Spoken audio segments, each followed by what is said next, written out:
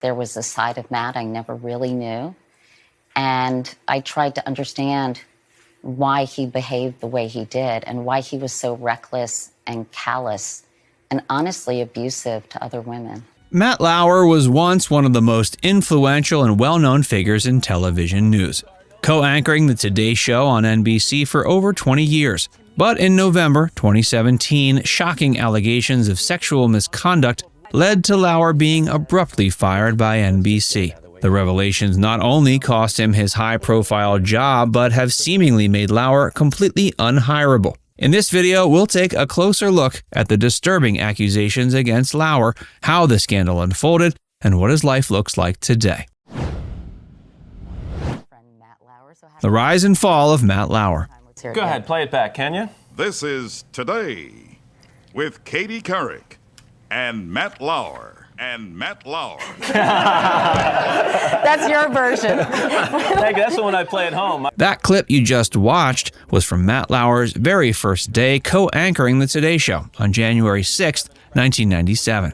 For over 20 years, Matt was a mainstay of morning television as the co-anchor of NBC's Today Show. He started at the network in 1992 as a fill-in newsreader before being named co-anchor in 1997 alongside Katie Couric. Over the following 2 decades, Lauer became one of the most powerful and well-known figures in TV news. But in November 2017, at the height of the Me Too movement, Lauer was abruptly fired by NBC after a colleague filed a detailed complaint accusing him of inappropriate sexual behavior in the workplace. The revelation came as a shock and quickly led to a stunning downfall for the once beloved anchor. According to reports at the time, NBC News chairman Andrew Lack said in a staff memo that while it was the first complaint about Lauer in his 20-plus years at the network, there was, quote, reason to believe this may not have been an isolated incident. Soon after, multiple other women came forward with disturbing accounts of misconduct by Lauer.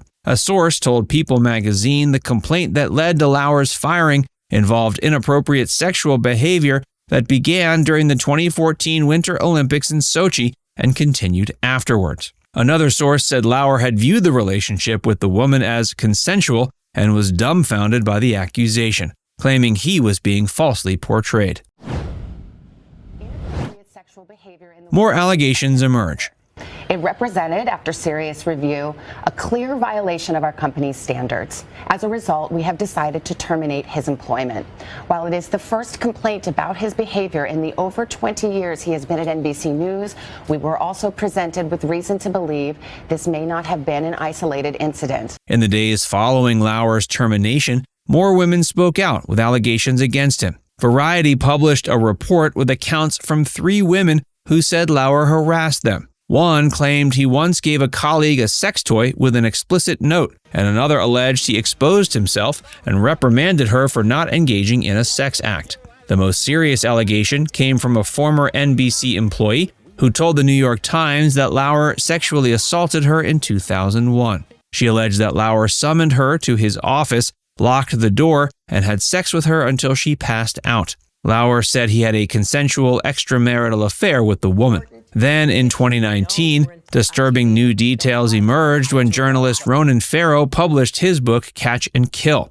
But the damage to Lauer's reputation was done. In the span of days, he went from being one of the biggest stars on television to a pariah facing disturbing accusations of being an abuser who preyed on female colleagues for years. Lauer's downfall hits home.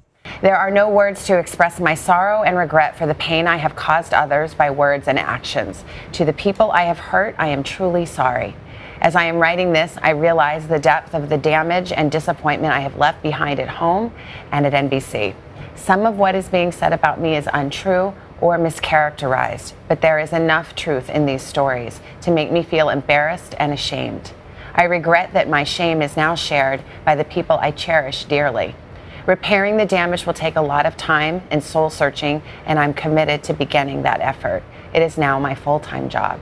In addition to losing his high-profile job, his personal life also imploded in the wake of this scandal. His wife of nearly 20 years, former model Annette Roque, filed for divorce in 2019.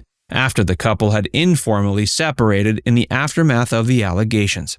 Lauer and Roque share 3 children, their sons Jack and Thies, and daughter Romy. Their divorce was finalized quietly later in 2019. While an insider told People magazine that Lauer was focused on his children throughout the process, his public disgrace clearly took a major toll at home. According to reports, Lauer also lost many close friends as a result of the scandal. His former Today colleagues were said to distance themselves, though anchor Bryant Gumbel has reportedly maintained a friendship. In 2019, fellow Today star Al Roker said of Lauer, quote, "I don't really talk about him that much, but we wish him well." Katie Couric, Lauer's longtime co-anchor, was also deeply disturbed by the revelations.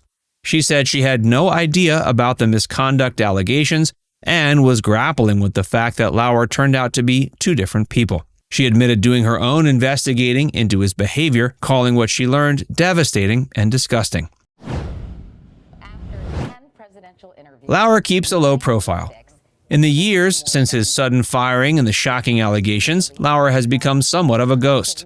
Once a fixture on television screens, he's now rarely seen in public. He has spent most of his time out of the spotlight at his Long Island estate. In 2019, he finalized the sale of his Manhattan apartment where he lived during the week while working in the city. He also put his Hamptons mansion on the market before later deciding to keep the sprawling property known as Strongheart Manor. While largely staying out of sight, he's occasionally been spotted in public in the Hamptons or while traveling. But for the most part, he has embraced a very quiet lifestyle in the wake of the scandal that is nothing at all like what it was during his Today Show heyday. He began dating PR executive Shaman Abbas several months after finalizing his divorce in 2019. Described as a serious relationship, the couple have mostly avoided the spotlight. Despite retreating from the public eye, he still faces scrutiny when he does step out. In late 2022, he generated headlines when he was spotted with Abbas strolling in the Hamptons, as well as when he briefly reunited with some former Today colleagues at Al Roker's holiday party. Plotting a comeback? Now, over 6 years after the scandal that ended his career, he's said to be strategizing a return to media. According to an Us Weekly report in April of 2024, sources say Lauer has started testing the waters and is planning his next act. Quote, "He started to talk to people," an insider told the outlet. "He wants to get back into the media. He wants to be relevant again." The source says Lauer feels that enough time has gone by since the allegations surfaced and that he should be allowed an opportunity to make a professional comeback of some sort.